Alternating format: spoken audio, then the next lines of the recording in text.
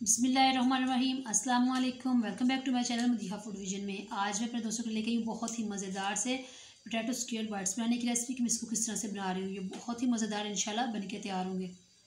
Specially ये मैं बच्चों के लिए लेके आई हूँ, जिनके आप लोग इसको लंच में बना कर दें तो वो बहुत ही इसको शौक़ से खाएँगे, बहुत ही खुशी से। तो पोटैटो स्क्वेयर बाइट्स बनाने के लिए हम लोगों को जिन चीज़ों की ज़रूरत होगी, ये मैंने तकरीबन जो है ना 2 आलू लिए थे, इनको मैंने इस तरह से बॉयल करके रख लिया है। अब हम लोगों ने इसको अच्छी तरह से मैश कर लेना फ़ोर्क की मदद से ही।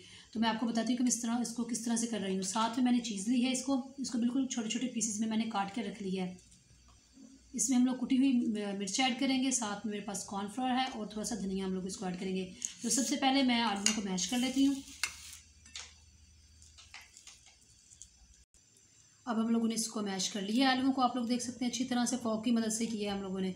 तो अब मैं इसके अंदर मसाले ऐड कर रही हूँ। तो हाफ़ टी स्पून इसके अंदर नमक ऐड करेंगे हम लोग, और हाफ़ टी स्पून हम लोग इसके अंदर कुटी हुई लाल मिर्च ऐड करेंगे। हाफ़ टी स्पून हम लोग इसके अंदर काली मिर्च ऐड करेंगे। 2 खाने के चमचे हम लोग इसके अंदर कॉर्नफ्लोर ऐड करेंगे और इसको मिक्स कर लेते हैं अच्छी तरह से। साथ ही हम लोग चीज़ ऐड कर देंगे।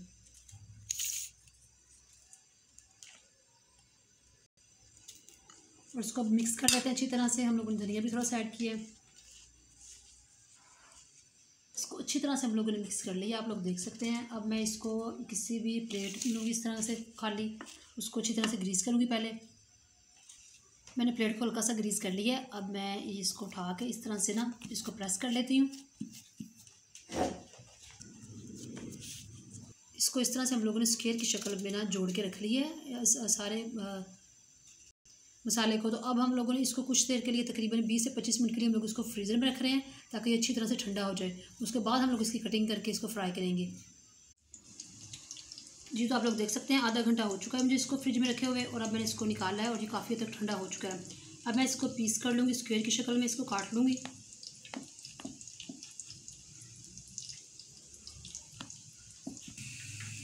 अब दूसरी तरफ से इसकी कटिंग कर लेंगे हम लोग इसी तरह से। इसकी कटिंग मैंने कर ली है। दूसरी तरफ मैंने जो है ना पैन में ऑयल रख लिया, जो कि काफ़ी हद तक गर्म हो चुका है।